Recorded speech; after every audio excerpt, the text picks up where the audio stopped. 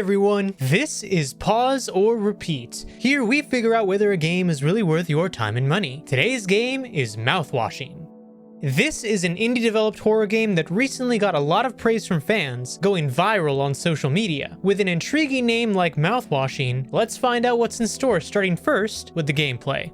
The gameplay of Mouthwashing is mostly narrative-focused, delivering it to the player through PS1-style nostalgic graphics. The game revolves around telling the story via dialogue, and when you do get to control a character, you're mostly moving to the next bit of dialogue or place to search and/or interact with. However, the gameplay does change up a bit towards the end, with a couple of moments where you will need to be a bit more light on your feet about where you step. Overall, the gameplay acts as mostly an avenue for the story to be told. So with that in mind, let's dive into the story. The story of Mouthwashing follows the 5 crew members of the space freight ship Tulpar. The game starts off with a crash that leaves the crew stranded, waiting for a potential rescue. As you can imagine, with a situation like that, tension is high. Supplies are limited and rescue may never come. The story is told in a non-linear method, bouncing between different time periods, either before or after the crash. It does this so that the audience has to piece together the story themselves, and so that reveals of pivotal details hold more weight. There is less jump scares and more psychological horror, delving into the sanity or insanity of crew members and their dynamic as it falls apart. At the end of the day, this is really an experience that has to be played to fully grasp, and it being a couple hours in length helps with that. But now the question still stands: pause or repeat? I can't count how many times while playing this game that I thought my game legitimately crashed.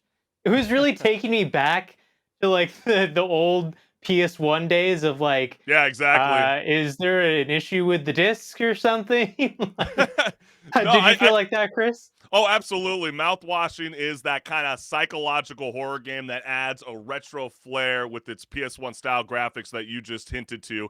That even makes even a shadow in the distance feel like your worst pixelated nightmares. But, it is kind of a different kind of style of gameplay, I would say.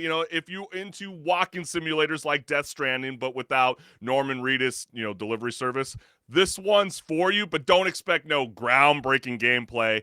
Because to me, what I dig about this that worked a lot better than maybe a AAA cinematic studio that's trying to get into gaming couldn't do with their PS1 style of gameplay. I don't know. We're not going to call them out like that, are we? Fear the Spotlight. Okay, anyways. But like this game really nails it for an indie developer, because think about it. It's more about that unsettling vibes and the existential dread than, solving puzzles that make you feel like a genius. I think that's why Mouthwashing works so well. How you been vibing with it, Henrik? Yeah, I definitely agree. The gameplay is not really the focus. It's really more the focus is on the story, and they do a really good job with the storytelling.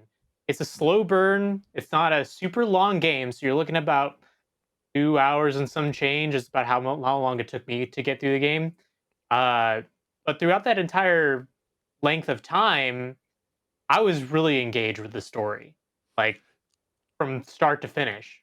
Because Yeah. there's this method of storytelling they use where it's jumping between different time frames, and it's not giving you everything because it wants you to piece it together yourself. It wants you to think about what's going on and why is it happening like this. And then when the huge reveals happen, like, oh, wow, Yeah. No, that changes everything I'm now. definitely with you, Henrik. I love that idea of like picking up the pieces, because the storytelling is as original as it is disturbing. And while the gameplay has some hiccups, feeling like a point and click, it doesn't completely overshadow the indie brilliance on display. I was very intrigued by a lot of things, because Mouthwashing packs so much storytelling into every pixel. It's like the dialogue, the visual cues, the subtext, and environment changes are all competing to mess with your head first. It was like a masterclass in psychological torment, I might add. Yeah, and actually a lot of the imagery is very thought out when you really start to analyze the game is in its entirety, like even down to the mascot of the Yeah, the whole Pony ship, Express. the Pony Express. It's just like it reminds me a little bit about how creepy the like Five Nights at Freddy's Yeah, I mascots did get can that be, same kind of where comparison as like well. it doesn't have that point to be creepy, but then in the right context, it's very disturbing. But maybe they were trying to pay, homage to some of the, the horror greats. Like I kind of felt like even with one of the characters, Anya, she kind of looked like the main gal from The Shining. Did you kind of get that kind of Mm. same vibe as well? I felt like they were Yeah, I see trying what you to mean explore there. some of that. Some people could say, even being stuck in this metaphorical spaceship kind of felt like the one of the games in the Resident Evil series. If you know what I'm Hmm. talking about, kind of give you that kind of that same aesthetic. But I do. You kind of highlighted it, and I got to repeat it as well because like I do love the approach of the non-linear style of gameplay, where you get to jump between, before the crash, where, you play as Curly, and then after the crash when you become Jimmy, because nothing says horror like going from one Doom perspective to another. So I love that idea. And, it does feel more like an exploration game than anything. I do like the fact that you're not just, exploring new places like some of these other games could feel like Starfield. You're actually exploring new times. It's like a fancy way of saying, figure out what broke on this ship and how bad it's going to get. And spoiler alert, gamers, it's bad. You're gonna want to know Yeah. what happens. Yeah, I don't want to spoil it for the viewers because this is a game I feel like you really should play to Yeah. get the whole experience. But yeah, from the start, things are not as they appear. Yeah, We'll just no, say that. no, it's true. It's short. It's got a gut punching story because it isn't about monsters, but it's about the terrifying human condition. Like you're realizing you're stuck with your coworkers in space, and none of them got HR approved. Like we don't want any of that. And I don't know about you, Henrik. This was the most unforgettable crew.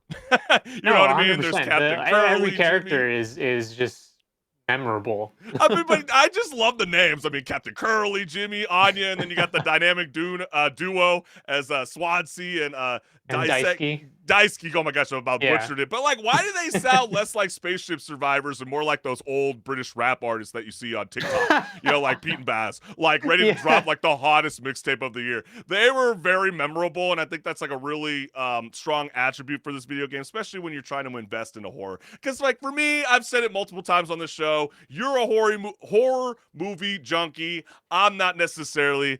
That's not my thing, but because it's got to have a very strong premise and I got to really be invested in these characters. And this is what that video game does. And on a level, this game could have really worked out as being like a Netflix game.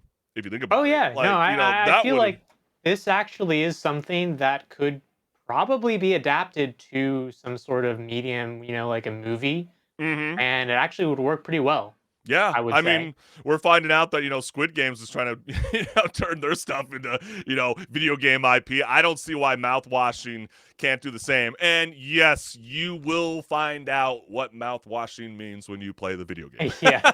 So, I mean, I thought it was a fantastic ride, and you are going to want to repeat this game. It's really, really good. You might miss some things your first play around that you're like, I didn't realize that that could have been potentially where this was all going. It's Hmm. hard to say a whole lot, and I'm biting my tongue because I want to reveal a lot, but I can't. Yeah. Okay, I want you, the gamers, to enjoy yourself. But Henrik, what's the verdict? Yeah, it's a repeat for me as well. It's one of those games that when you play it through the first time and then the second time after you know everything and the context behind things, it changes your perspective on the game entirely. Yeah, So it'll be a different experience almost the second time. And if this game actually feels like, think about it for a second.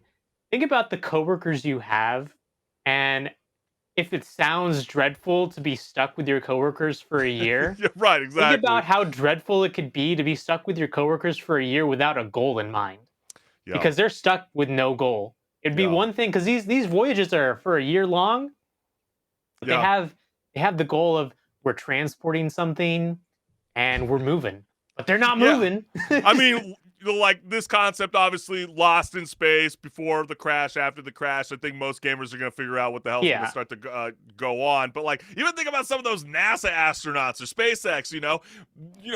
What if you got the news from planet Earth up there in your ISS station that hey, we're going to have to delay this landing.